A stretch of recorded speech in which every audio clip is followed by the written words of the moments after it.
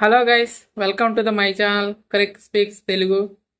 ఈరోజు మనం Indian team అంటే బాగా ఇష్టంగా ఆడే ప్లేయర్స్ ఎవరు, వాళ్ళు ఎందుకు ఇండియన్ టీం మీద ఎక్కువగా సక్సెస్ అయ్యారు, ఎలాంటి స్ట్రాటజిక్స్తో వాళ్ళు వచ్చారు అనేది మనం ఈ యొక్క వీడియోలో తెలుసుకుందాం. Let's starts hour video.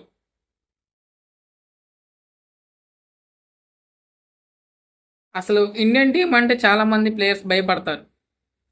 అంటే ఇండియాలో ఉండే ముందుగా ఇండియాలో ఆడాలంటే చాలామంది ఎందుకు భయపడతారంటే ఇండియాలో స్పిన్ పిచ్చెస్ ఎక్కువ ఉంటాయి. స్పిన్ బాగా ఆడాలంటే చాలా టాలెంట్ ఉండాలి.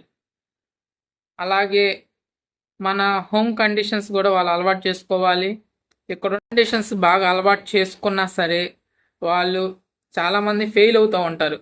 ఎవరో కొంతమంది సక్సెస్ అవుతారు, కానీ కొంతమంది ప్లేయర్స్ మాత్రం అది ఇండియాలో కానీ బయట కానీ అంటే అవుట్ సైడ్ ఇండియాలో కానీ ఇండియాతో మ్యాచ్ అంటే వాళ్ళకింత పూనకాలు వచ్చేసల్లా ఆడతారు.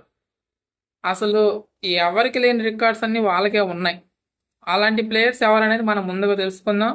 ముందుగా మనం తెలుసుకుందాం డారిల్ మిచెల్.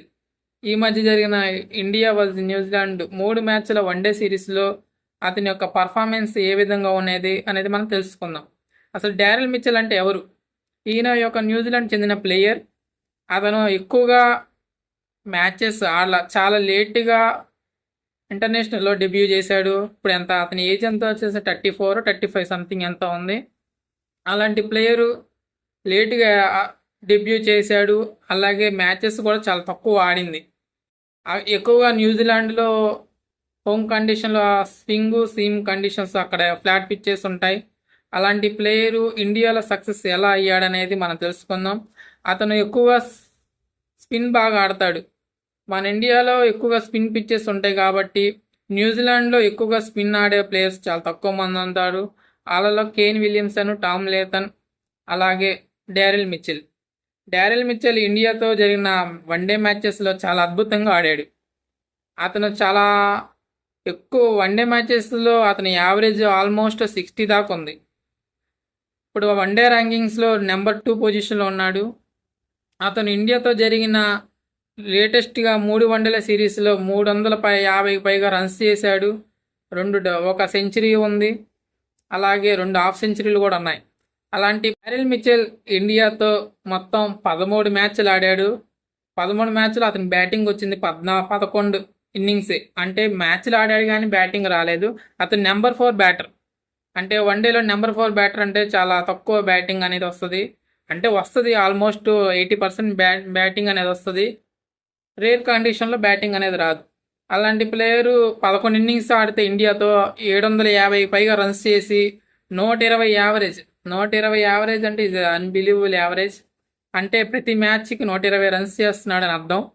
అతని రికార్డు కూడా చాలా బాగుంది. అతను రీసెంట్ జరిగిన ఇండియాలో వన్డే వరల్డ్ కప్లో 2023లో అతను సెమీఫైనల్ ఆల్మోస్ట్ ఇండియాని ఓడిపించే రేంజ్కి వచ్చాడు. కేన్ విలియమ్సన్తో బిగ్గెస్ట్ పార్ట్నర్షిప్ నెలకొల్పాడు. కానీ రన్స్ మన ఇండియన్ టార్గెట్ చాలా ఎక్కువ ఉండడం వల్ల, వాళ్ళు ఎక్కువ వికెట్స్ కోల్పోవడం వల్ల అతను చివరి దాకా తీసుకురాలేకపోయాడు. అప్పుడు షమీ, బుమ్రా వీళ్ళందరూ ఉండేవాళ్ళు కాబట్టి అతన్ని కట్టడి చేయడం జరిగేది. కానీ ఈ మధ్య ఇండియా అంటే ఏందో మరి బాగా ఆడుతున్నాడు. స్పిన్ బాగా నేర్చుకొని స్పిన్ బాగా ఎక్కువ ప్రాక్టీస్ చేసి మన ఇండియన్ ప్రైమరీ స్పిన్నర్ అయిన కుల్దీప్ యాదవ్ మీద అతని రికార్డు చాలా అద్భుతంగా ఉంది. 2 సార్లు అవుట్ చేసినా సరే అతని మీద ఆల్మోస్ట్ 150 రన్స్ పైగా చేసి యావరేజ్ కూడా 60+ ఎబోవ్ ఉంది. కుల్దీప్ యాదవ్ని నిలబెట్టుకోకుండా ఫస్ట్ బాల్ నుంచి అతన్ని అటాక్ చేయడంతో మొదలెడుతున్నాడు. సో ఈ విధంగా అతనికి ఇండియా మీద మంచి రికార్డు ఉంటున్నాడు. ముందు అతను అవుట్ చేస్తే కానీ టీమిండియా గెలవాలి అనే స్థితిలోకి వెళ్ళిపోతాం. రీసెట్ అంటే మన ఇండియాకి ఆ హెడ్లోనే ఉంది, పెద్ద హెడ్ఏక్ లాగా అతను ఒక హెడ్ఏక్ లాగా ఇండియన్ టీంకి చాలా ఇబ్బంది పెట్టాడు. అతను అసలు బాగా ఇండియన్ ఫ్యాన్స్ని హర్ట్ చేసింది 2023 వన్డే వరల్డ్ కప్ ఫైనల్లో చాలా టార్చర్ చేసి అసలు వికెట్ పడకుండా ఇండియాకు అడ్డుగా ఉన్నాడు. అలాగే రోహిత్ శర్మ క్యాచ్ పట్టడం, చాలా రన్నింగ్ చేస్తూ అతనికి పట్టిన క్యాచ్ టీమిండియా యొక్క మ్యాచ్ని మలుపు తిప్పింది. ఆ క్యాచ్ పట్టకపోతే సిచ్యువేషన్ వేరేలాగా ఉండేది. అలాగే హెడ్ అవుట్ అయి ఉంటే ఆ ఫైనల్లో మన ఇండియా వరల్డ్ కప్ గెలిచేదేమో చెప్పలేం. అలాంటి ట్రావిస్ హెడ్ ఇండియా మీద చాలా మంచి రికార్డు ఉంది. 2023 ఛాంపియన్స్ ట్రోఫీ ఫైనల్లో కూడా హెడ్ మనకు అడ్డుగా నిలబడ్డాడు. ఆ యొక్క ఫైనల్లో 150 రన్స్ పైన 150కి పైగా రన్స్ చేసి మన టీంని బ్యాక్వర్డ్లో నెట్టేశాడు. ఆ టెస్ట్ ఛాంపియన్షిప్ ఫైనల్లో కూడా మన టీం ఇండియా ఓడిపోవడానికి కారణం కూడా Travis head. Travis head India పైన రికార్డ్ ఎలా ఉందో మనం చూద్దాం. ఆల్మోస్ట్ 13 టెస్టులు ఆడాడు, 1100 రన్స్ చేశాడు, 46 యావరేజ్, 4 హండ్రెడ్స్, అలాగే 5 హాఫ్ సెంచరీస్ ఉన్నాయి. సో అతని మిడిల్ ఆర్డర్లో వస్తాడు కాబట్టి టెస్టుల్లో యావరేజ్ కూడా అద్భుతంగానే ఉంది. అలాగే వన్డేలో వచ్చేసేసి 345 రన్స్ చేశాడు, యావరేజ్ కూడా ఆల్మోస్ట్ 46 ఎబోవ్ ఉంది, ఒక 100, ఒక 50 ఉంది. ఆడిన తక్కువ మ్యాచ్లో అయినా సరే అతని ఇంపాక్ట్ చాలా అద్భుతంగా ఉంటుంది. అలాగే 2024 T20 వరల్డ్ కప్లో కూడా ఆస్ట్రేలియా వర్సెస్ ఇండియా మ్యాచ్లో డిసైడర్ మ్యాచ్లో అతను అడ్డుగా నిలబడి చివరిదాకా అతను నిలబడి ఆల్మోస్ట్ మ్యాచ్ని ఇండియా నుంచి లాగేసుకునే ప్రయత్నం చేశాడు. అలాంటి ప్లేయర్ మన ఇండియన్ హెడ్ఏక్గా మారాడు స్టీవెన్ స్మిత్ కూడా స్టీవెన్ స్మిత్ వైట్ బాల్ అంతగా ప్రభావం చేయలేదు, కానీ టెస్టుల్లో మాత్రం అతని మార్పు మాటికి చాలా ముందుంటుంది. అతను ఇండియా వర్సెస్ ఆస్ట్రేలియా టెస్టుల్లో ఆల్మోస్ట్ 2400 దాకా రన్స్ చేశాడు. వాటిలో బీజీటీలోని 2200 దాకా రన్స్ ఉన్నాయి. అతను 2014, 2015 బీజీటీలో ఇండియాతో ఫస్ట్ డెబ్యూ చేశాడు.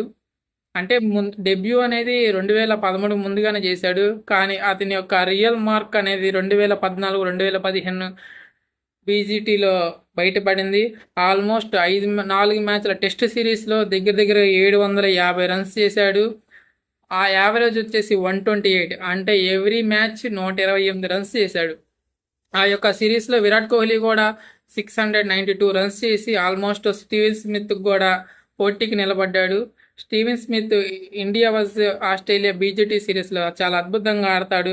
ఎప్పుడైనా సరే అతను యొక్క మార్కు మనకి చూపిస్తూ ఉంటాడు. అతను కూడా స్పిన్ బాగా ఆడగలుగుతాడు. ఇండియాలో చాలా సక్సెస్ఫుల్గా స్పిన్ బాగా ఆడగల ప్లేయర్గా ఆస్ట్రేలియా తరపున నిలబడ్డాడు. అతను 2017 బీజీటీలో కూడా అద్భుతంగా ఆడాడు. అలాగే 2023 బీజీటీలో ఇండియాలో స్పిన్ బాగా ఎదుర్కొని ఆ యొక్క సిరీస్కి మంచి పోటీ ఇచ్చి, కాకపోతే ఇండియా అన్ని బీజీటీలో గెలిచింది. రీసెంట్గా జరిగిన బీజీటీలో ఇండియా ఓడిపోవడం తప్పితే మిగతా అన్ని బీజీటీలు అతను చాలా అద్భుతంగా ఆడాడు. 2018 ఆ టైంలో బీజీటీలో అతను లేడు, ఎందుకంటే 2018 సౌత్ ఆఫ్రికాలో బాల్ ట్యాంపరింగ్ కేసెస్ అతను బ్యాన్ అవడం వల్ల 2018, 2019 బీజీటీలో అతను లేడు. అలాగే 2020, 2021 బీజీటీలో ఉన్నాడు, కానీ అతను ప్రెజెన్సెన్స్ అంతగా లేదు.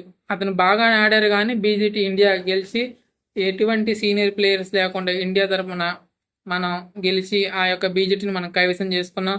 బట్ స్టీవెన్ స్మిత్ మాత్రం 2023 వన్డే వరల్డ్ కప్ ఫైనల్లో ఆడలేదు, కానీ 2023 వరల్డ్ టెస్ట్ ఛాంపియన్షిప్ ఫైనల్లో ట్రావిస్ హెడ్తో సెంచరీ భాగస్వామ్యం వల్ల మన టీమిండియా ఆ యొక్క WTC ఫైనల్లో ఓడిపోవడం కారణం స్టీవెన్ స్మిత్తే. జో రూట్ ఉన్నాడు. సో స్టీవెన్ స్మిత్ కూడా ఇండియాతో టెస్ట్ మ్యాచ్లు అంటే చాలా అద్భుతంగా ఆడతాడు. Joe Root modern day legend. అతను టెస్ట్ క్రికెట్కి అతను మాట్లాడాలంటే 2000 అంటే బిఫోర్ కరోనా, ఆఫ్టర్ కరోనా, అంటే బిఫోర్ కరోనా, ఆఫ్టర్ కరోనా అతని టెస్ట్ స్టాటిస్టిక్స్ చూస్తేనే తెలిసిపోద్ది. ఆఫ్టర్ కరోనా అతని యొక్క రికార్డ్ అద్భుతంగా ఉంది టెస్టుల్లో. ఇండియా తరపున అయితే ఆల్మోస్ట్ 3000 రన్స్ చేశాడు టెస్టుల్లో. 12 సెంచురీస్, అంటే ప్రపంచంలో ఏ బ్యాట్స్మెన్ లేని రికార్డు ఇండియా తరపున 12 సెంచరీల రికార్డు జో రూట్ మీద ఉంది. అతను కూడా ఇండియా అంటే బాగా ఆడతాడు. టెస్ట్ రన్స్లో 13,000కు పైగా రన్స్ చేసి సెకండ్ పొజిషన్లో ఉన్నాడు. సచిన్ టెండూల్కర్ 15,921 రన్స్ని ఓవర్టేక్ చేయడానికి అతనికి ఇంకా 2,000 రన్స్ దాకా ఉన్నాయి దాదాపు. అతని ఏజ్ 35. అతని రికార్డు ఆ రికార్డ్ బ్రేక్ చేస్తాడో లేదో మనం చూడాలి. అతను ఇదే విధంగా ఇదే ఫామ్ కొనసాగిస్తే అతను అతను ఆ రికార్డ్ని బ్రేక్ చేయడం పెద్ద కష్టమేం కాదు. ఈ నలుగురే కాకుండా ఇండియన్ టీం అంటే బాగా రెచ్చిపోయి ఆడే ప్లేయర్స్ లిట్టన్ దాస్ ఒకరు, టెంపా బౌమా, మార్కో జాన్సన్ రీసెంట్గా జరిగిన టెస్ట్ సిరీస్ అంటే వన్డే సిరీస్లో అతను ఏంటో చూపించాడు. ఇంకా చాలా మంది ప్లేయర్స్ ఉన్నారు, కానీ వాళ్ళ అంత ఈ విధంగా ఈ నలుగురు ఇచ్చినంత ఇంపాక్ట్గా చాలా తక్కువగా ఇప్పుడున్న జనరేషన్లో వీళ్ళు నలుగురే తప్ప మన ఇండియన్ టీంని ఎక్కువగా డామినేట్ చేస్తున్నారు. సో వీళ్ళు మన ఇండియన్ టీంని చాలా ఎక్కువగా ఇబ్బంది పడుతున్నారు. వీడియో కనుక మీకు నచ్చినట్టయితే వీడియోని లైక్ చేయండి, అలాగే షేర్ చేయండి, అంటే సబ్స్క్రైబ్ చేయడం మాత్రం మర్చిపోవద్దు. Thank you, bye.